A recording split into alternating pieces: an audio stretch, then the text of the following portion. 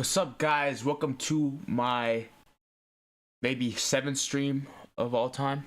Let me move my microphone a little bit closer. This is not close. Okay, so anyways, welcome to my maybe 2nd stream or 7th stream of all time. I think the quality should be a little bit better because we got, oh my god, we got better Wi-Fi. What can I say? Oh my days, look at that Wi-Fi. That shit is inspirational. That's like, this is why, because like, here's what happened before. Okay, before I would have like 4 megabytes of Wi-Fi, right? Because I would use an extender that was 30 feet away from the actual router. So what I did was make the extender go like closer to the router, and I just use an Ethernet port to connect to my computer. Now this shit fast as shit. I'm gonna be streaming so much more clearly now. There's not gonna be any lag. So anyways, we're gonna be reacting to one video and then going to bed because low-key we have to go to bed. Let me get my blue light blocking glasses, because you already know this is what you need to wear before you go to bed. So let's react to YouTube's Darkest Videos 8 by Nick Crowley. Let me check my stream, see if the quality's good. This is what you need. It's 30 away from the actual router. So anyways, welcome to my 82nd stream of all. I think the quality should be a little better. Oh my god, we got better Wi-Fi. What can I say? Oh my days, look at that Wi-Fi. That shit inspirational. Bro, 400. Okay, Astro Demure is powered by gigabyte Wi-Fi, but that's crazy. It used to be like 4 meg. Shopify enabled scaling by having Darkest Videos. For residents of Anagawa, Japan, earthquakes were nothing new, but this one was different. Okay, we're going straight into it. Nick Crowley, no like intros. Wow, that's crazy.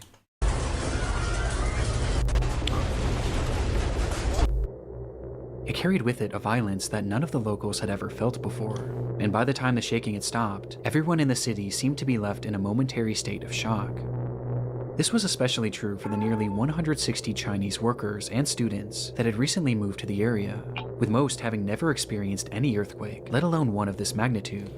Of these workers... So I grew up in the San Francisco Bay Area. You already know I feel an earthquake like every 2 seconds, bro. It's like insane. I mean, I'm exaggerating a little bit, but it's like a weekly basis. I feel an earthquake, bro. It's crazy. Were a tight-knit group of 20 women who had recently been hired as trainees at a company called Sato Susan, a company that sold fresh seafood. And having been at work at the time of the quake, they frantically ran out of the building and stood in the street desperately trying to figure out what to do next, unaware of the fact that the real horrors were still yet to come. In Japan, it's not just the earthquakes you have to worry about, but the tsunamis that often follow. And usually, the bigger the earthquake, the bigger the wave. And given that Anagawa was right on the sea, and Sato Susan was directly on the shoreline, these women were now standing directly in the path of an impending disaster. Oh no. Thankfully, their boss, Mitsudo Sato, was well aware of what was to come, and quickly he yelled to the women to seek higher ground. But given their unfamiliarity with the area, Sato knew that he would have to be the one to lead them there. The group readily listened, and they quickly followed Sato as he led them up a set of stairs on a nearby hill, where they eventually reached a shrine that overlooked Anagawa and the sea. It was the highest point in the area, and should keep them safe. Bro, for me, if I was in a tsunami, bro, like, what would I do? Like, I am nowhere near a hill, bro. I live right next to the Bay Area, which is like an ocean, so a tsunami is very possible. What would I do? Would I just go on my roof or something? I don't know. I don't know what I would do, chat. Safe from what would likely be a massive influx of water. And sure enough, as they neared the top, Sato's fears were already coming true. As the sea had drastically retreated, it was now beginning to push forward. And things were only going to get worse from here. But despite understanding this, it wasn't a deterrent for Sato, as once he deemed the altitude safe enough for this group of women, he then turned around and began to walk back down the hill towards the slowly flooding city.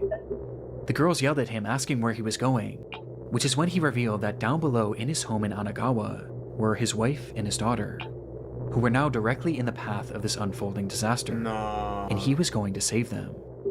The girl screamed out to him, Nah. begging him not to go, as things had already become incredibly dangerous, but he didn't so much as turn his head as he stepped out. Mitsuru Sato, bruh.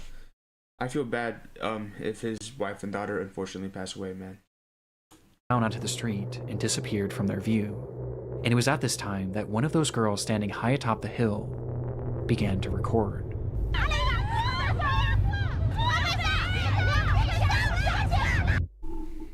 Oh my god. Like, people always make out Japan to be like some sort of like anime, like incredible destination, but like, while that may be true, it's just like, bro, there's always gonna be bad parts of every country, no matter what. Like, US, it seems like the ideal country for immigrants to come to, right? But there's stuff like racism, discrimination, stuff like fentanyl addicts in San Francisco, all that. Like, all countries has its flaws. Japan just so happens to have a lot of tsunamis, man. Recipes. After these messages, But I also I'm skipping this in shit. his form and he's called that one to start with. You know what's even more annoying than ads? You, bro, stop! Show me ads, bro! Oh my god, bro. About ads, but stick with me for a Ads second, about because ads. This ad is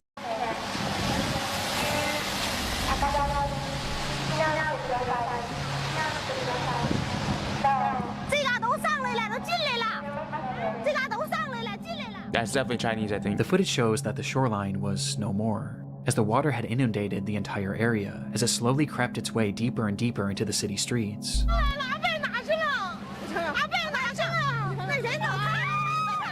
Oh my god. The women were understandably in a panic, trying to make sense of this ordeal that they were now given a front row seat to. And as they record, we can hear them desperately calling out for Sato.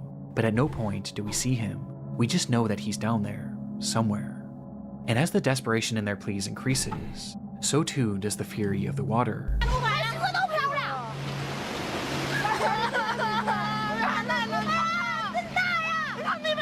Bro. Imagine, bro, okay, so imagine being alone. Imagine being lonely in a foreign country you never met, and a W foreigner, sorry, I have a cough. A W foreigner saves you from a tsunami, man. And now you're just seeing him, you don't know if he's safe. I feel bad for these women on the street, and I especially feel bad for Mitsuru Sato if he's okay. I hope he's okay, man.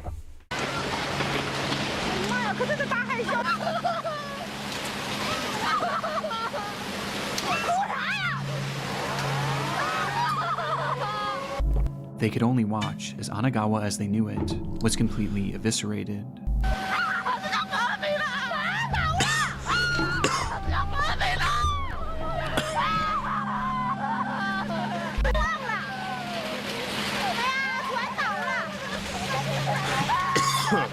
I have a cough. And by this point, they realized that there was now essentially no hope for Sato. No. It was at this time that the women realized that despite already being at a considerable height, it still might not be enough. And so they ran even higher up the hill, desperately trying to get out of the path of this water.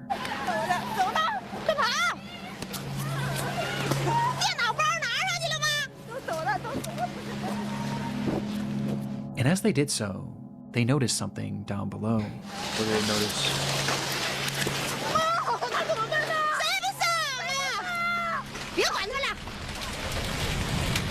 Is that Sato? Standing on a rooftop in the middle of this massive tsunami was Mitsuru Sato. W. The building that he stood on was once a full 2 stories off the ground, but was now just a few inches above But now he's, bro, his wife and daughter are probably dead. the surface of the water.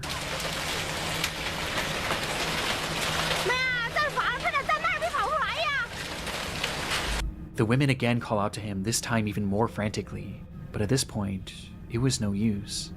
And when the camera is taken off Sato for just a split second, we can hear just from the women's reaction the exact moment that he swept away.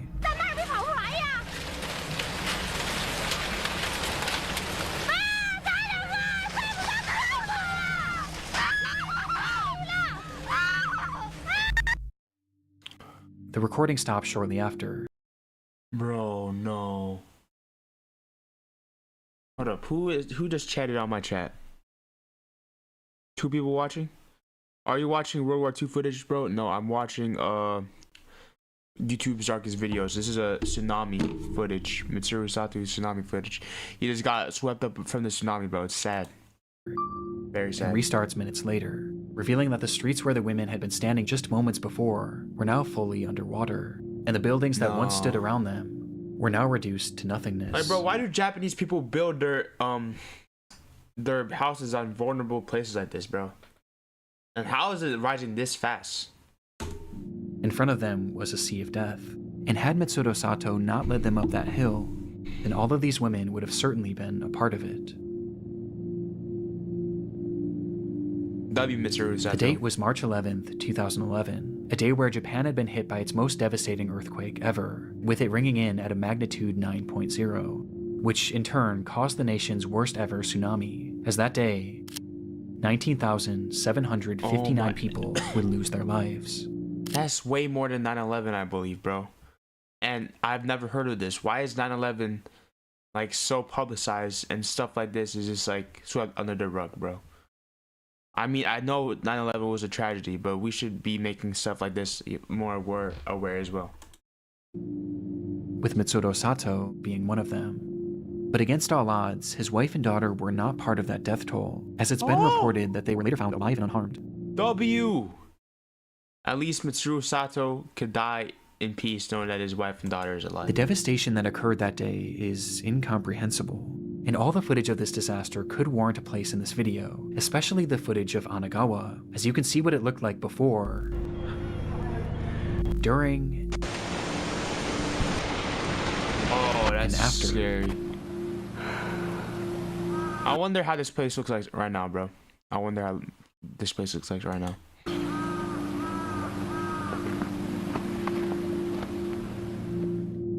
But what I found so interesting about this was all throughout this disaster were stories like Sato's, a man who risked his life to save 20 women that he hardly knew, and a man who gave his life trying to save his family, walking directly into the path of the worst natural disaster in modern Japanese history. You can all already in an tell that attempt to save- Mitsuru Sato is an extremely good man. Just you're sacrificing your life for a woman you barely even knew, bro. It's actually a W. Actually, W. Path of the worst natural disaster, modern save the ones that he loved. I do not know who you are yet, bro. And I honestly find it quite beautiful that afterwards, these women adamantly shared his story and made sure that the world forever remembered Mitsuru Sato Mitsuru as the Sato. hero that he was. W. And of those 160 Chinese migrants who worked in the area, it was later reported that not a single one of them perished, which speaks volumes about the people of Anagawa, who so readily put others' lives before their own. Next video, the man in the garage. Fire marshal is investigating a blaze in Georgetown. 2 people found dead inside the home, and so far it's not known how the fire started. It was just past 5:30 a.m. on the 17th of February 2021 when residents of a small neighborhood in Georgetown, Ontario were woken by the sound of sirens blaring. One man frantically grabbed his cell phone and rushed outside to record the unfolding scene, Whoops. where he was met with a horrific sight. His neighbor's home was fully engulfed in flames. It must have happened quickly, as by the time rescue workers How? I was in your lunch line. I'm that one guy you're looking for. Is your username on YT Upload? I do not I do not remember you. I do not remember saying that to you, bro. even arrived on the scene, there was already little hope of saving the house, or any of its occupants. It would take hours before that blaze was finally quelled, revealing the charred devastation inside, as firefighters would find the remains of 56-year-old Christina Rirak and 59-year-old Andrew Rirak within the home's garage. The cause of this fire was initially unknown, but quickly the situation was deemed suspicious when experts determined that the fire had started as a result of some sort of explosion that had happened within the garage where the couple's bodies were found. This was later confirmed by security footage obtained from a neighbor who lived across the street, capturing the moments when it suddenly ignited around 5:27 a.m.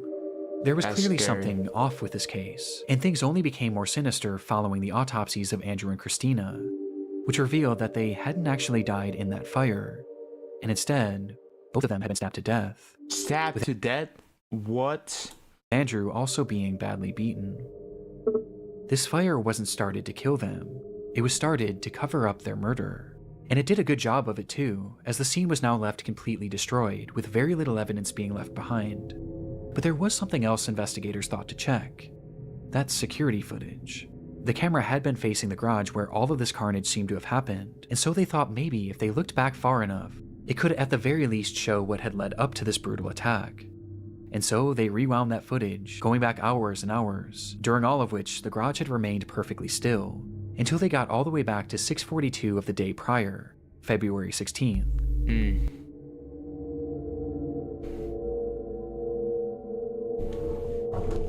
Is that a Tesla?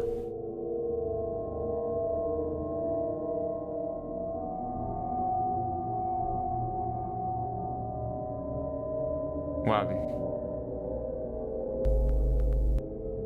The film showed the moments that the couple had arrived home together inside of Christina's car, which Andrew had been driving that night, as he pulled uneventfully into the garage. This was the last time this couple was seen alive on camera, which on its own is disturbing enough. But as it turns out, there was something far more unsettling about this footage, as it revealed the fact that Christina and Andrew weren't alone. Wow. Was he like under the car, like in Squid Game, bro?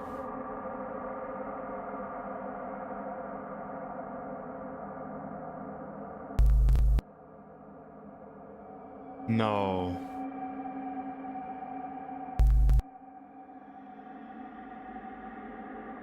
No.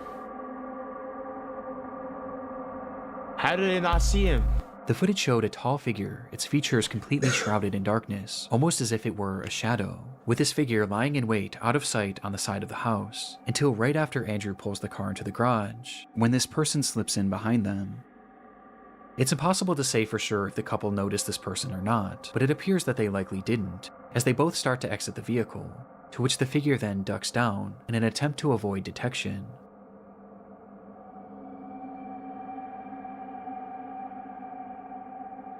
Until the garage door begins to slowly close. That's why whenever you park in the garage, bro, you gotta walk around, see if anybody's there, man.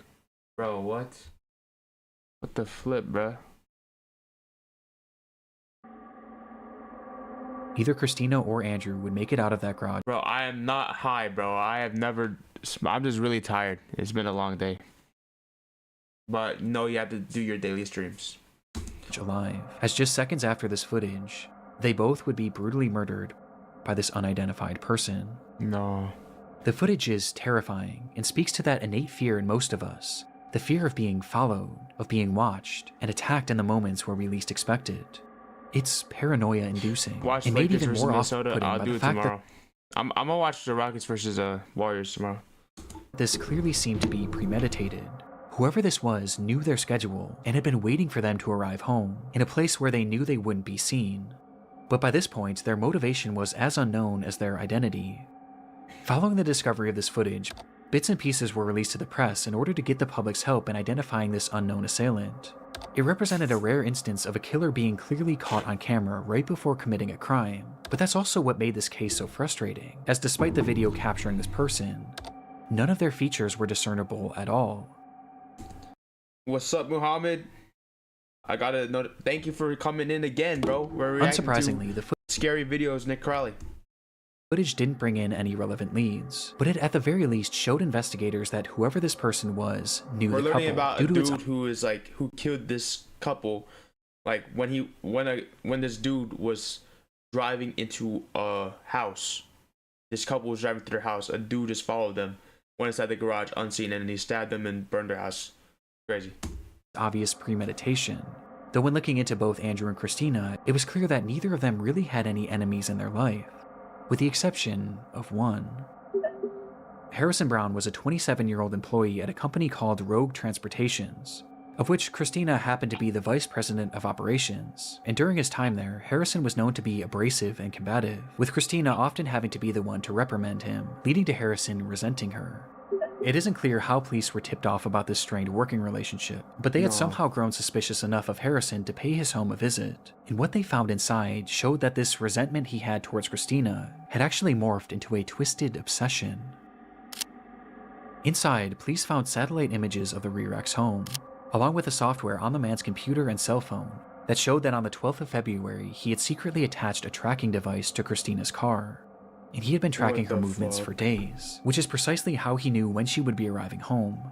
And as if this revelation wasn't damning enough, they would also find a broken knife in his garage that contained trace amounts of Christina's blood. What a weirdo. It was bro. obvious what Harrison had done, and when confronted with this evidence, there was nothing more he could say other than the truth. So he admitted he had grown a hatred for Christina because of the way that she had treated him at work, and he decided that he needed to get his revenge. That's when he purchased this tracking device and began obsessing over her movements, studying them before finding the perfect time. Sometimes you hate your boss, right? But like that doesn't justify trying to kill them, bro. Like what? Don't kill people. That's wrong. place to strike. That is definitely and on something, February Mohammed. 16th, What? he waited outside the Rerex home and snuck into their garage before attacking and killing them both. After the assault, Harrison would leave the home, where he began to grow paranoid about being caught, and so he returned to the house the very next morning to start that fire, with the hopes being that the blaze would cover up his tracks. Though thankfully, this didn't work, and after pleading guilty to 2 counts of first-degree murder and 1 count of arson, Harrison Brown would be sentenced to life in prison. It was crazy. If that tip-off never happened, he would never been caught, bro. Whoever was that anonymous tipper, W. All 20, OMV, roll over TC. I've got an unresponsive female. I got a male in the car. Refusing to get out.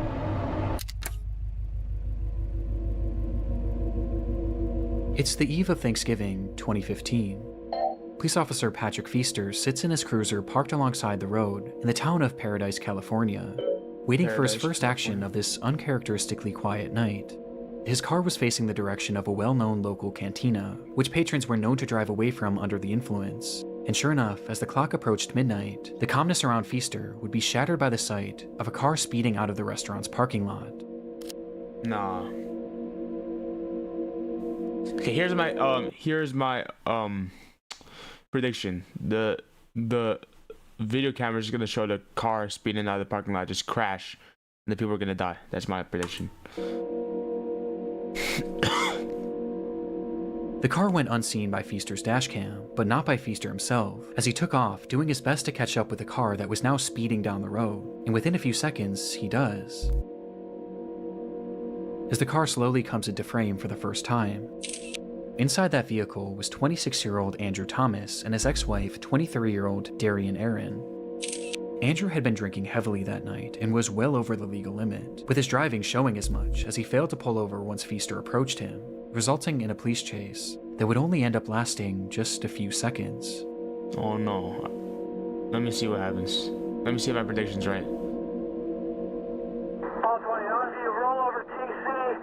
Pearson, just Oh, I knew it. Black Olive. I knew it. Wow. Incredible. Copy, roll over And incredible TC. doesn't mean it's a good thing. Like, incredible can mean it's just, like, incredibly sad, man. As Andrew Don't would drink drive and his drive. car directly into a median, causing the SUV to flip over violently before coming to a halt on its side. In that instant, Darian was ejected from the vehicle, being thrown straight through the windshield and landing onto the asphalt, where, despite still being alive, her injuries were likely unsurvivable. But Andrew, on the other hand, was still inside the vehicle, and he seemed to have been left relatively unharmed.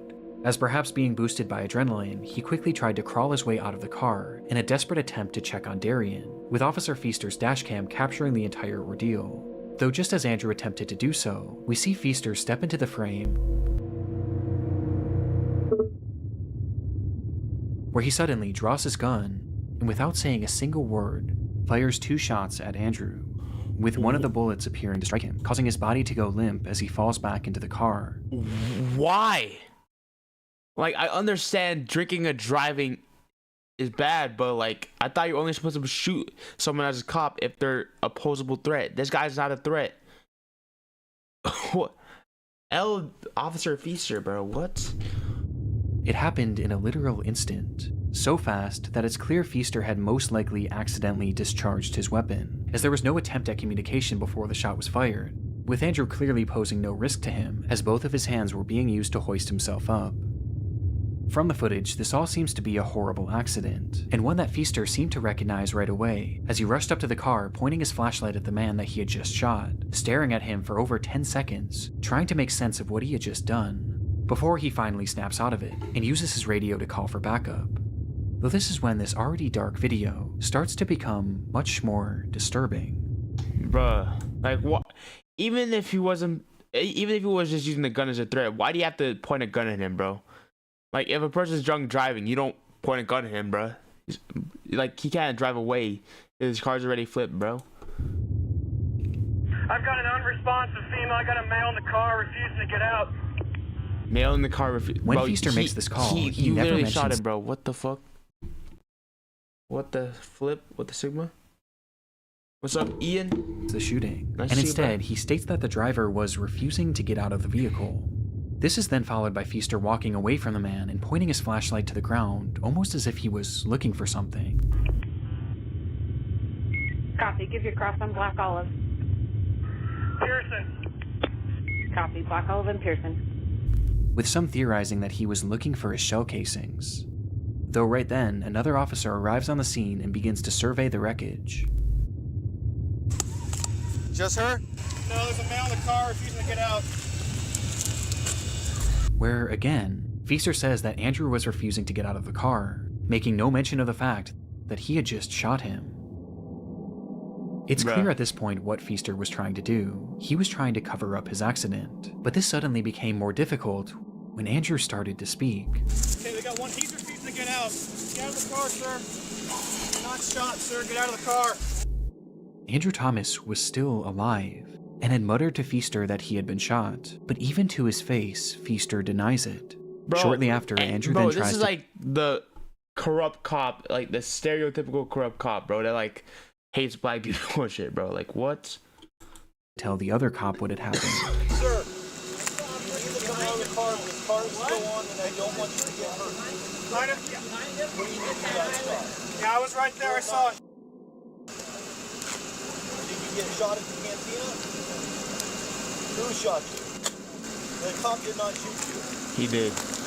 But understandably, this other cop wasn't believing him, as surely Feaster would have said something at this point. And so, the minutes start to pass. And after 5 full minutes, Feaster continues processing the scene like nothing had happened, with the other officer being left to theorize that Andrew must have been seriously injured and was likely in a state of shock, which is why he was making all of these strange claims about being shot. He may be hurt in there. Yeah, I know he is. He's in shock at the very least. From here, the footage cuts, and we're only left with the audio from that same officer's body cam, as he attempts to get more information Like, what's from the Andrew. point of lying? Sir, You're just gonna incriminate yourself, bro. You should just tell the truth. Oh no, I don't know what I was thinking. I accidentally shot him, bro. Because there's dash cam footage, bro, that can incriminate you, bro. You can't just delete that, bro. I'm pretty sure like that the police department always has like footage on standby. I need you to talk to me so I know you're okay. Sir, take a look at me. Did you bump your head? But by this point, he had gone completely silent. I don't know if serious or not. 10 minutes later, the footage then cuts back on, this time to another officer's body cam, which shows that an ambulance had now finally arrived on the scene, with medics first directing their attention to Darian, who was in the worst shape, as she would tragically be pronounced dead shortly after. But despite all of these first responders on the scene, none of them had any idea that the man inside that vehicle had just been shot, and shot by one of their colleagues. And in these moments, Andrew was slowly losing his life as each minute passed. It would take 11 full minutes before Feaster finally confessed. Sir, you hold this scene, Manny, with me. We're going over to the cantina to find out if this guy... No. I just shot him. I wasn't even pointing at him. The gun could go off. Saying that he might have shot the Bro, man, why did it but he take you 11 minutes, bro? Patrick Feaster, you should not be a cop. wasn't sure. And immediately after saying this, Oh my God, are you serious? the recording is stopped and the footage comes to an end. Sure enough, in that moment, Officer Patrick Feaster had in fact shot Andrew Thomas, with a bullet striking him directly in the neck. And the reason why he wasn't getting out of his vehicle was because that gunshot had left him fully paralyzed from the neck down. His condition was awful, and made worse by the length of time that it took for him to receive proper treatment. And despite fighting for weeks, Andrew Thomas would lose his life less than 1 month later due to that gunshot wound. Patrick Feaster, man. Afterwards, Feaster... I know, Andrew Thomas, you're still like an a-hole for like drunk driving, but dude, nobody deserves to be shot and killed like that for no reason at all. Feaster admitted that he did fire his gun, but claimed that in the moment he wasn't actually sure if he had hit Andrew. But many found this hard to believe, as his gun clearly goes off while he's pointing it at Andrew, and he clearly gets a good view of him immediately after the fact. Not to mention the fact that Andrew literally told him over and over again that he was shot. But for many, by far the most incriminating moment was when Feaster appeared to be looking for his shell casings. And because of his actions, Officer Patrick Feaster would be found guilty of manslaughter and receive a prison sentence of 180 years. Days. A decision that was heavily contested but ultimately upheld. And while no one is defending Andrew Thomas's decision to drink and drive that night, Feaster's use of deadly force and his blatant attempt at covering it up should be make this footage 180 harrowing years, bro. nonetheless. You should never take a human life like that.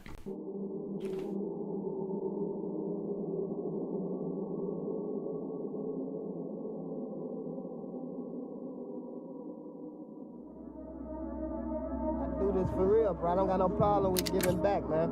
I'm the only one out here with a show that's actually giving back, you feel Okay, me? last chapter. This is the thumbnail, so it's gonna be a scariest one. It's May 2013. 23-year-old Quamaine Wilson arrives at his local bank in Chicago, Illinois to deposit $20,000 cash, which he planned on giving out to groups of his most adoring fans. Man, about to go get this Mr. Beast type thing, bro. For the fans, man. Really, I'm gonna take out Mr. Beast type thing, man. Just to show people, you feel me? I'm on a whole different level with this. To this point, Quamaine had carved out a respectable following on his YouTube channel, where he acted in a series called The Nick Story. One more word out your mouth, and that's your ass, that's your life. I'm gonna take it myself and put it in my graveyard with the rest of them. Along with posting music he made under the name Young QC. Out her song, but not until she's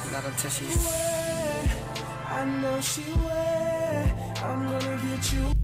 Based on his viewership alone, his success was apparent, and he wasn't shy about showing off the wealth that he claimed to have accrued as a result of it, posting photos and videos of himself flaunting large amounts of cash across his social media pages. But this video was by far his most boastful yet, as he would take that $20,000 and throw it into the air for all of his fans to fight over. Damn, imagine just having $20,000 you could just give away. This guy must be rich. With Quamaine clearly relishing in the opportunity to show off his riches, despite the fact that behind the scenes, things weren't quite as they seemed. The truth was, Quamaine had actually earned very little from his channel despite its viewership, with this being on account of his videos containing copywritten music, and the fact that he only had a dozen or so uploads. In fact, his social media flexing had started well before he even made his first video, as in reality, all of this money was coming straight from his mother, Yolanda Holmes. Having started a successful business in Chicago, Yolanda made a great living for herself and Quamaine. And being her only son, Quamaine was given just about anything he could have asked for. She would buy him designer clothes, jewelry, and even the Mustang seen in this video. But for Quamaine, it never seemed to be enough. He wanted to achieve a life of fame and riches, and he used his mother's finances to sell the illusion that he already had, asking her again and again to purchase him things that could help him sell this dream, until one day, it all came crashing down, when Yolanda would tragically lose her life. Just like that, Quamaine's entire support system had fallen out beneath his feet, leaving him without his mother and without the provider who was Don't use your mother like this, man. You should be buying your mother stuff, not her buying stuff for you. You're like 30 years old, bro. His entire life. But strangely, this didn't seem to stop his lavish online presence. In fact, his spending only seemed to increase after this, as this footage of him giving away money to fans actually took place after the death of his mother, which became extremely off-putting for law enforcement, as Yolanda hadn't simply passed away, and instead, she had been brutally murdered. No. Quamaine had learned something shortly before Yolanda's passing, that not only were his mother's savings entirely willed to him, but she had also taken out 2 life insurance policies, in which he was the sole beneficiary. And despite Yolanda giving him anything that he could have asked for, it seemed that by this point, Quamain had simply grown tired of having to ask. And so, on September 2nd, 2012, he would offer his friend Eugene Spencer $3,500 to kill his own mother. Eugene accepted the offer, and that night he would travel to the apartment of Yolanda Holmes late at night, where he entered her room and shot her multiple times as she slept. At the time, her boyfriend had been sleeping next to her, and despite jumping up and doing his best to fight off the attacker, Eugene would eventually beat him unconscious before fleeing the scene. Eugene would call Quamain immediately after the attack to tell him that the job was done, but rather than feeling any sort of guilt, Quamain instead had no emotion, and he simply stated, "Make sure the bitch is dead." What? How can you say that about your own mother that cares that much about you buying jewelry and stuff for you, bro? What a bad, evil person, man. And so Eugene went back up to that unit, this time brandishing a knife, and repeatedly stabbed Yolanda until he was absolutely certain she was gone. And with that, Quamain Holmes was a rich man, and it only cost him the life of his own mother. For a moment, the crime had worked perfectly. The police were left with no concrete leads as to who might have killed Yolanda, and the public largely believed that it was her boyfriend, whom Eugene had knocked unconscious. But no one even thought to look at Quamain. And recognizing that he was in the clear, his behavior grew brazen almost immediately. Quamain Wilson lost his mother to gun violence on November 14th. My mother, she was a neighborhood woman. A guy entered her home, and murdered her, just to steal. As he went on TV to talk about his mother's murder, where he peddled the theory to the public that this was some sort of botched robbery, all the while he showed no emotion. He wouldn't even wait a full week before depositing the money, as he took out $90,000 within just the first few days, and immediately began showing it off to his followers. And in this footage where he gave away that $20,000, throwing it into the air as if it meant nothing to Imagine giving out $20,000 from your mom's inheritance after you killed her. Bro, you did. Wow, nah. Every cent of that had come from the death of his own mother, a death in which he was entirely responsible for. It would take over a full year for Quamain and Eugene to be caught, with police largely being tipped off by his online antics. And in the end, Eugene was given a 100-year prison sentence, while Quamain received 99 years. Good, bro. With his legacy now permanently defined by his creation of one of YouTube's darkest videos. So anyways, that was YouTube's darkest videos 8. I'm tired, but W video from Nick Crowley, man. Successful stream.